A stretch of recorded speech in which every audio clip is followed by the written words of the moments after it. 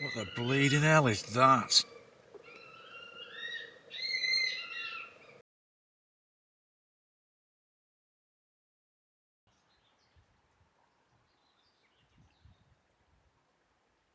Morning folks, I'm heading south today and I think I'm in the county of Rutland, but I've just stopped off at this field behind me and I don't know if you can see that on my short. It's a sea of yellow, it's just full of cowslips and it's a little nature reserve. I've known about it for quite a few years, probably 20 years ago I first came here. As well as the cowslips, lots of other stuff, and there's also green-winged orchids which I always like to see. I don't see them very often, you don't get them anywhere near me. So I've done a bit of filming, took a few pictures, and then I'm going to carry on my journey. See you in a bit. Right, well we're proper walking now, and I've just started near this nature reserve, another place I've been coming to for a very long time called Hills and Holes. And it's a fantastic little site. I don't know if you can see the hummocky landscape over my shoulder. It's an old quarry that was first used by the Romans and then continued into the medieval times. And an important limestone called Barnack Rag was quarried here, an important building stone. But there's a flower that I'm just going to have a scout about for. Now I have to show you this. This is the incredibly rare pasque flower. Now most have gone over now here and this is a bit of a raggedy specimen, but it's an absolute gem.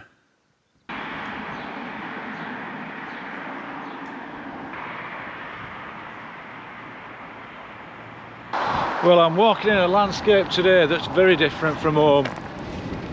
Very different from the South Pennines, very different from Rochdale. I'm in a part of the country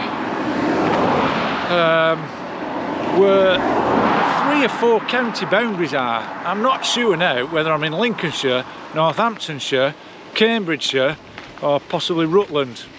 Although I don't think I'm in Rutland, but you never know around here. And I'm walking at the minute on this busy road between the villages of Barnack and is it Bainton, and it's a prosperous area this. There's some big old estates and big houses, thatched cottages, cottages with bits of church masonry, really interesting.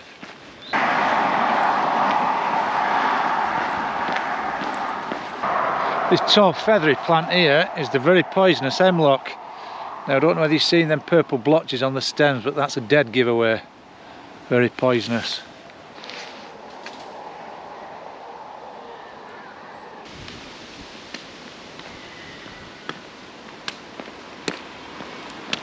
You're going to have to forgive the traffic. It's doing me head on here, but I'm trying to avoid, there is a field path, I'm trying to avoid it because I've had a lot of rain, it's very muddy and the grass is wet and I don't want to get wet through so early on into the walk. So yeah, you may be wondering why I've chose to come to this strange place down here, especially when the weather today will forecast to be nice in the Pennines and the Lake District. Well, I've had this brained idea in my head for a few weeks. I want a wild camp somewhere where I will hear a nightingale.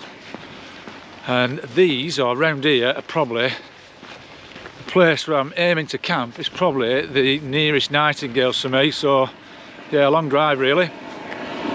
Also, the route that I planned, which is about a 12-mile route, which I'm going to break up into 8 miles today and 4 miles tomorrow, takes me to a village called Helpston. And buried at Helpston is my favourite poet, John Clare, and whenever I'm in this area, I have to go and see him.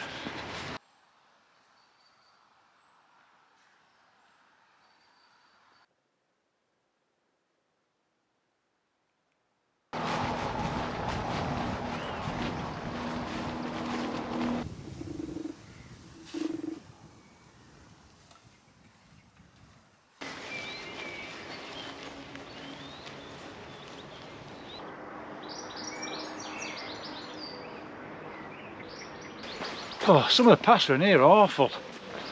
And it's probably not helping me wearing shorts. I've been stung to a bugger on my legs, loads of nettles. Anyway, I'm on a bit of a long distance footpath here, I think, called the Torple Way. Don't know out about that, but I'll Google that when I get home. Look at these lovely things. I love goats. Hello. Hello. Nice, aren't they? Nice animals. Haven't got any food. Look at this oak here. What a lovely specimen that is.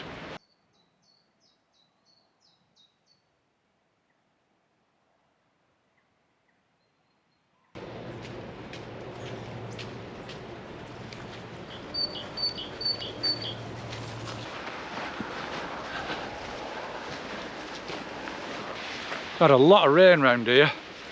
The ground's very moist and all the grasses and vegetation are quite wet. That could be an issue wherever I end up pitching the tent. I am slightly apprehensive on this one about camping. Up in north of England, what I'm used to, you just camp high, don't you? And it's never an issue. I'm never frightened or out. But this is my first real sort of stealthy one. I'm going to be camping in a field or a wood. I'm going to have to leave it late. It's going to be a whole different set of noises, nocturnal noises. I'm fine with everything up on moors. There's going to be weird noises here, ones that I'm not used to. So I'll see if my ticker holds out.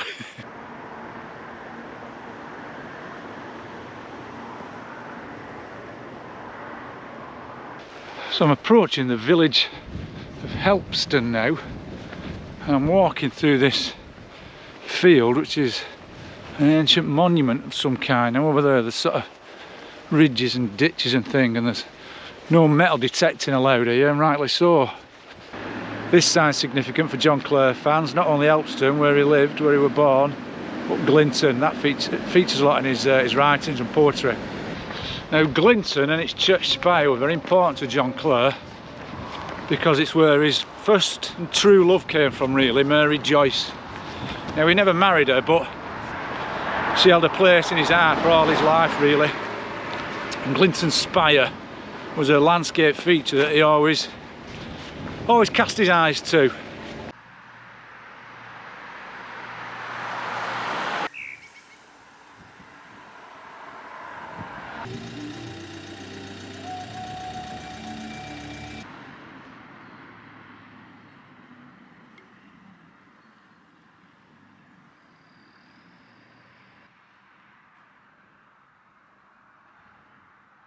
Right, so we're in the village of Helpston now, so let's go and find John Clare's grave.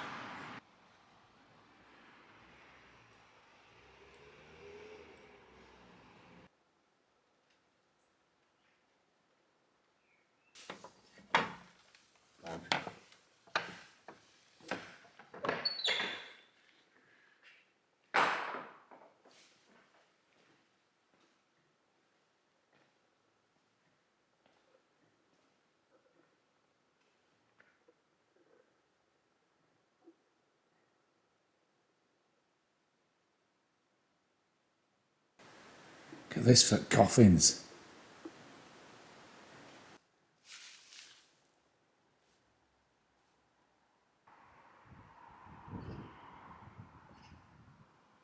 So we've made it. This is John Clare's grave.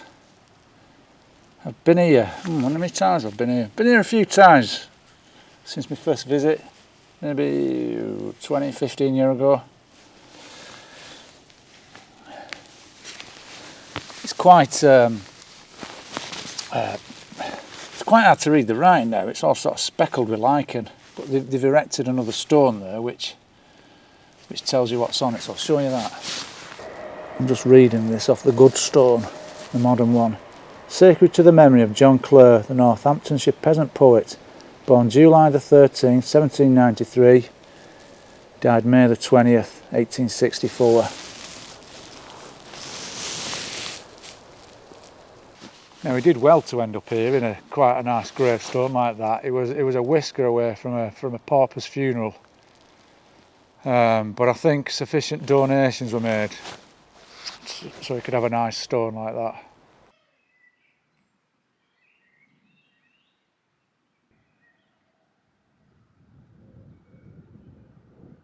So we're leaving the village of Helpston now along this road.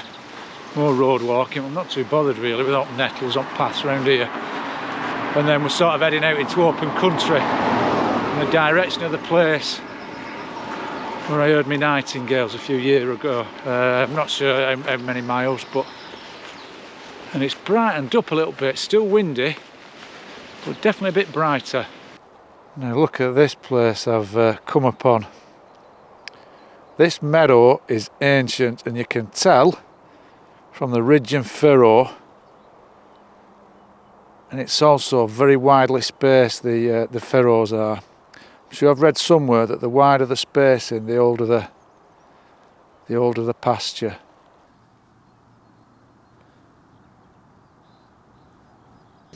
There's some particularly lovely pale pink green winged orchids here.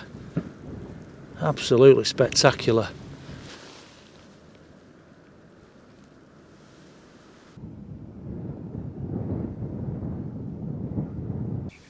Now I've took a detour to this little nature reserve because it's the best place I know for this little beauty, and some behind there, and that's man orchid. Now I don't know if you could see from the footage, but the name comes from the flowers. They look like little tiny green men. If it's not clear, that I'll show you a photo close up.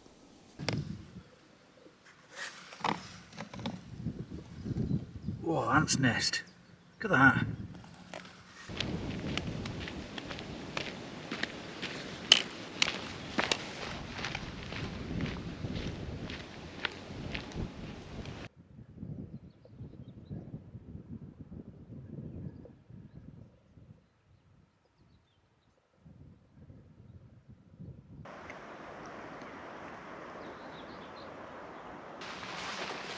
Always check my field margins for flints. It's a bit of ploughed up soil. Now somewhere in this meadow marked on map is the site of a Roman villa. There's no trace on ground, but it's in here somewhere.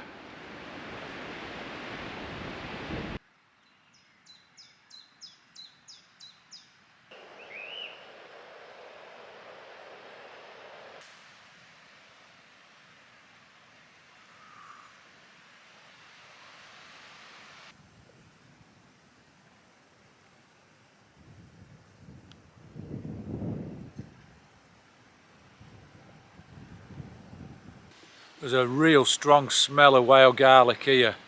There's big clumps of it in this wood over my shoulder.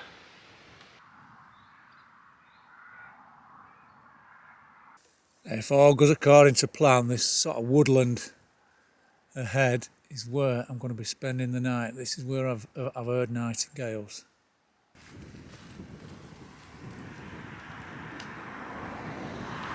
It's nearly 20 to 6 and I'm right on the edge now with this sort of woodland and heathland where I'm going to be spending the night. Now already we're approaching sort of blackthorn thickets, and this is what nightingales love, the thick stuff where you can't see them. Well, you can hear them but you don't see them very often.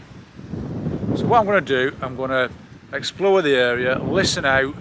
Hopefully I might find a couple of territories where nightingales are singing, and then I'll see if I can scope out which one is best for pitching the tent around, and then as it starts to get into dusk, then I'll pitch up.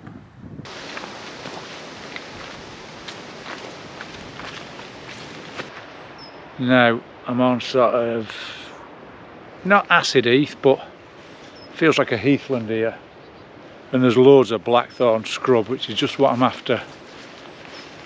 Pitch wise, there's a thicket over there.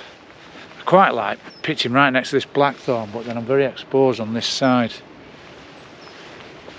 Definitely need to be near blackthorn for nightingales. There's also a nice form to sit on here to while away the hours till it goes a bit darker.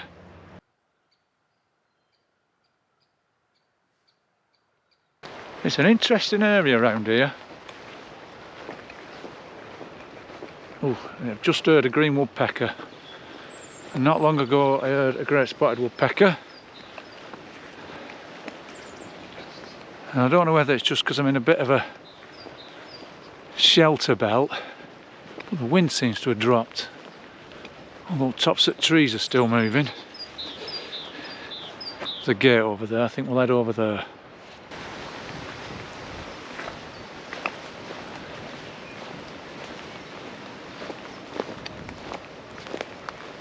Look at this. It's like the labyrinth round here. There's paths going off everywhere. That's deep. Christ. Ooh. It's a creepy place, this. There's little paths going off everywhere. I've not seen a soul. Well, I've not seen hardly anyone all day, really. Apart from when I was in Elpston. Yeah, it's going to be... it's going to be a very, very unnerving night tonight, I think.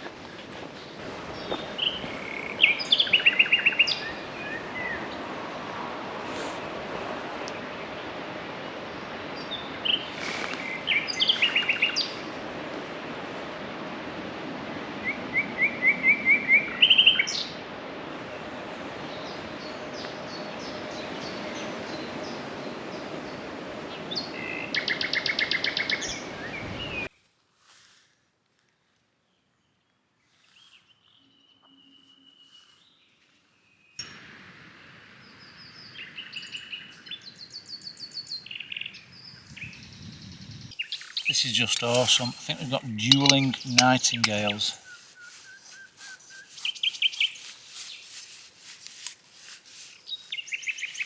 This is beyond my wildest dreams. Listen to these nightingales, there's two dueling. This is just awesome.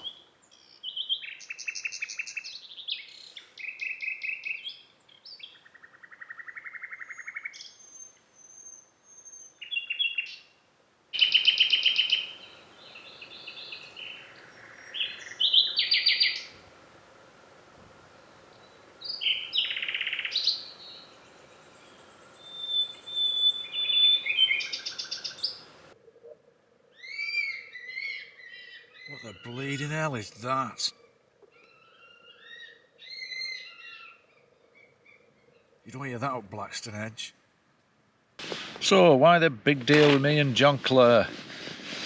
I think it originated, I don't know, probably in my late teens. I think my mum got me a poetry book for Christmas, like an anthology, and it was called something like The Nation's Favourite Poems. And it had all classics in, like Wandered Lonely as a Cloud and all that. But there are a few that I'd never heard of, and a couple really jumped out at me. One of them was I Am, probably John Clare's most famous poem, and another one called On Emmonsales Heath in Winter, I think. And Where I Am Now is part of what was once a wider heath, Emmonsales Heath, where John Clare spent a lot of his time. And I like both poems. I Am, like I said earlier, is one of his desperately sad poems, but On Emmonsale Heath was a great nature poem. And from then I started sort of seeking out a few more of his poems, and for me he's our best nature poet. I know some people would say Ted Hughes, perhaps. I'd probably put him as number 2 personally. But the more I learnt about John Clare, the more I really like the bloke. And then a few years after that anthology, a fella called Jonathan Bate did an absolutely tremendous biography of John Clare. Massive, big, thick, chunky volume it was, but what a brilliant biography. Absolutely loved it. I lapped it up. And there were just other little things. He did a bit of prose, nature writing as well. And I remember reading his notes about when he once went for a walk in the countryside. And on this walk was an old stile, an old really rustic stile, and it was all entwined with honeysuckle and ivy. And he right attached to this stile with John Clare. And he came to do the walk one day, and it had all been torn out, gone, and all like fencing put up. He was just devastated. He had such an attachment to this style, and I just found that really relatable. I don't like nice things in the countryside disappearing and being ripped up, and I just really identified with that. And part of his mental health issues stemmed. He saw the development of the Enclosure Acts of the early 1800s. So when he was first sort of exploring, he could wander at will all over the countryside round here, and then enclosure came in, and just vast tracts of the land were were no longer accessible to the people, and he apparently he just found that really, really hard to deal with, which I think I would as well.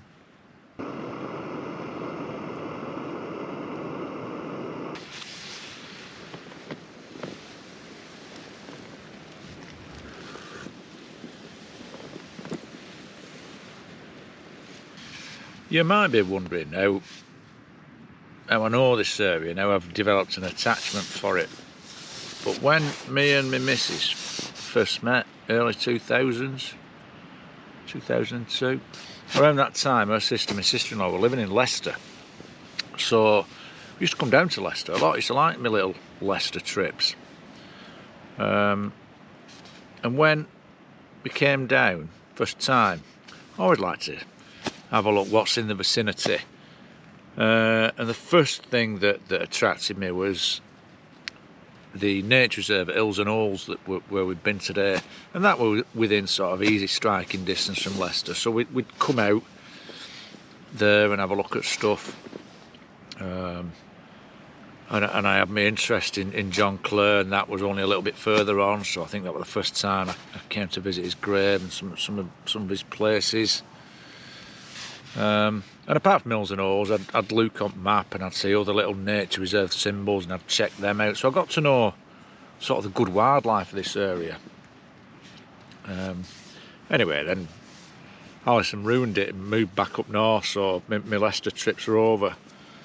And it was quite a gap before I came again. Then I think it was, I don't know, about 2019, probably just before COVID. We had a family camping holiday near Rutland Water. Oh, and it was a right nice few days, really nice, and I'd reacquainted myself with all the old places that I used to visit.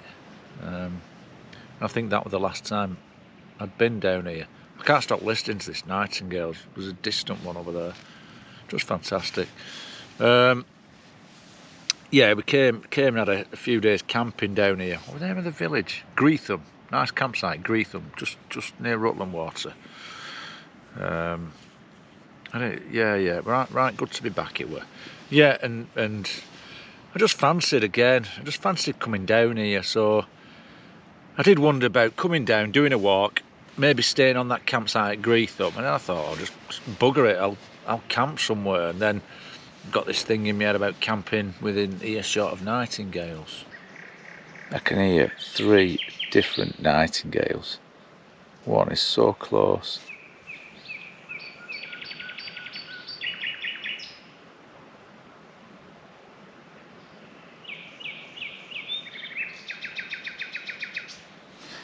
Anyway, it's my bedtime. I think it's about 25 to 1. I'll speak to you in the morning and I'll bid you good night. I'm just going to switch everything off and listen to them.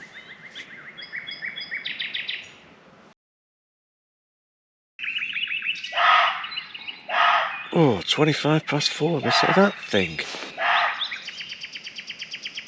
That could be a muntjac. Might be a roe deer, I'm not sure.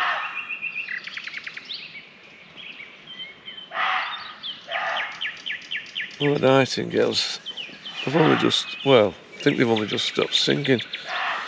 I went out like a light, and then I woke up. In fact, they haven't stopped singing, I can hear one now.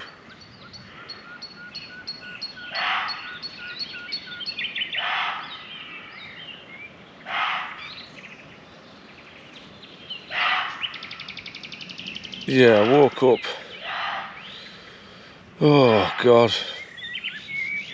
At 3:15, and they were still singing their heads off.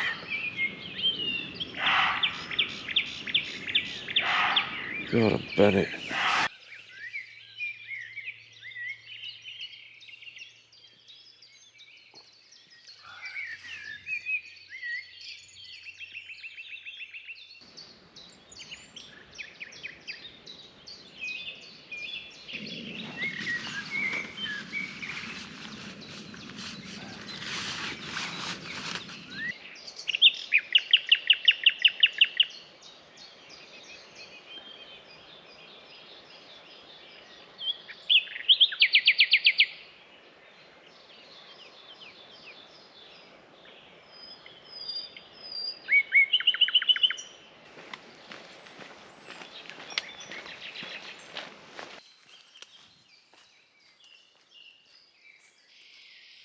Oh, I'll tell you what, it's cold this morning. I like wearing shorts, me, but recently I've thought about getting some of them like black leggings. I've never worn them before. Does anybody have any recommendations, any opinion on them? Probably end up looking like Buddy Maxwell. Remember him?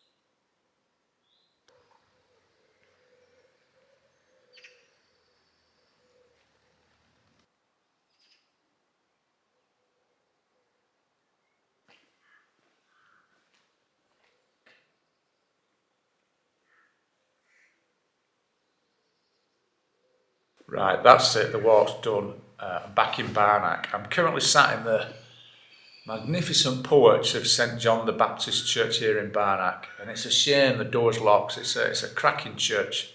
I think in Simon Jenkins' book, England's 1,000 Best Churches, I think it's called. This scores really highly, gives it 4 stars out of 5. So yeah, it's a pretty special one, this one. Oh, I'm absolutely knackered. I've gone like the clappers this morning. I don't know why really. Not much to stop for apart from a bit of filming here and there. But I'm absolutely knackered. I mean, I slept well, but I only got a few hours. I mean, they're great for the old Boko, these wild camps, aren't they? But the day after, I'm always absolutely wiped out, absolutely knackered. I've got quite a long drive now, so I'm going to have to 45 myself with cans of Coke and Red Bull, and I'll probably stop off for some breakfast as well along the way. Right, that'll do for this one, so I'll sign off with the with the usual. Thanks for watching. Look after yourselves. I'll see you next time.